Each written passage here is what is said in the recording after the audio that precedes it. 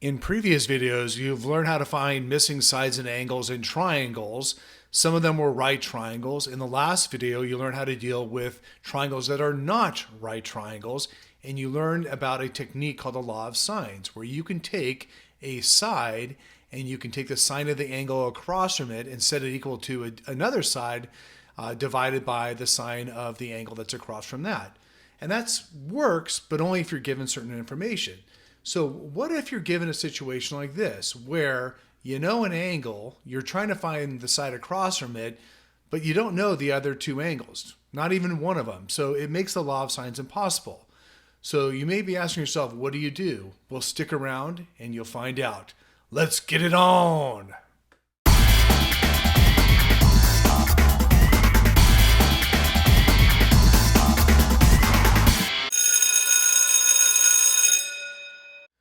When you're dealing with triangles that are not right triangles, there's another technique you can use called the Law of Cosines. And generally what happens is you're given two sides like B and C, and you're given the angle in between them, and you're trying to find the third side, which is across from the angle that you're given. And the formula looks like this: a squared equals b squared plus c squared minus 2 times b times c times cosine A. So let's see how this works in this case here. So the angle that we know is down here, so that would be angle A, and this would be equivalent to side A because they're across from each other. And then 34 and 47, one of them is B and one of them is C. It doesn't really matter.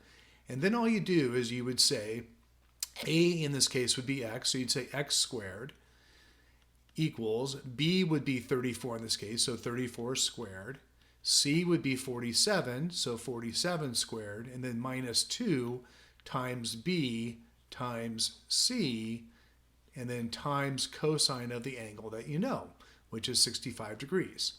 So literally what you're going to do right now is you're going to take your calculator and you're going to enter in 34 squared plus 47 squared minus 2 times 34 times 47 times cosine 65. When you have done that, you should get about 2014.31235.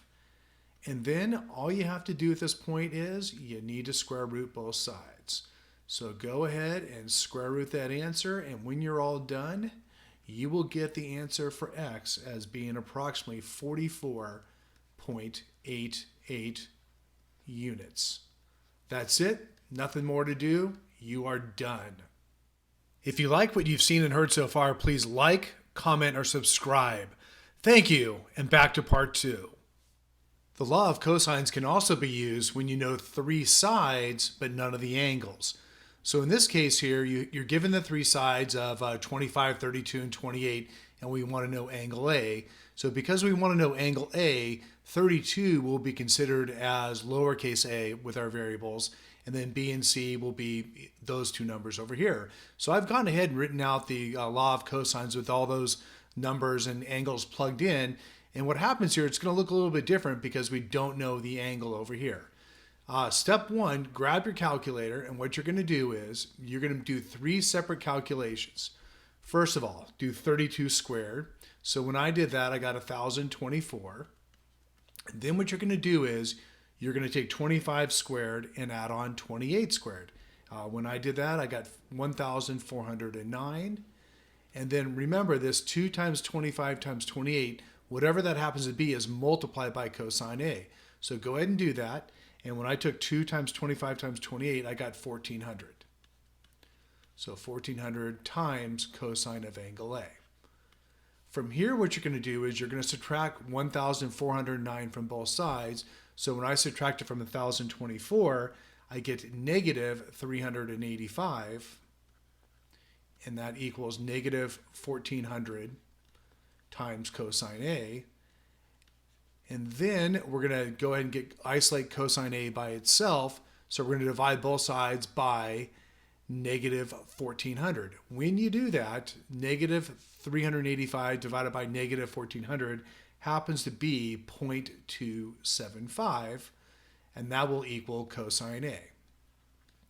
From here, all you need to do is you need to undo the cosine. So you do that by doing inverse cosine. So if we take inverse cosine of cosine A, we literally just get A. And over here, when we do that, we're going to have to use our calculator again, and we're going to have to do second cosine of 0.275. And when I did that, I got A is going to be roughly 74.04 degrees. Once again, you're done. And that's it. You now know both techniques, the law of sines and now the law of cosines, for dealing with triangles that are not right triangles.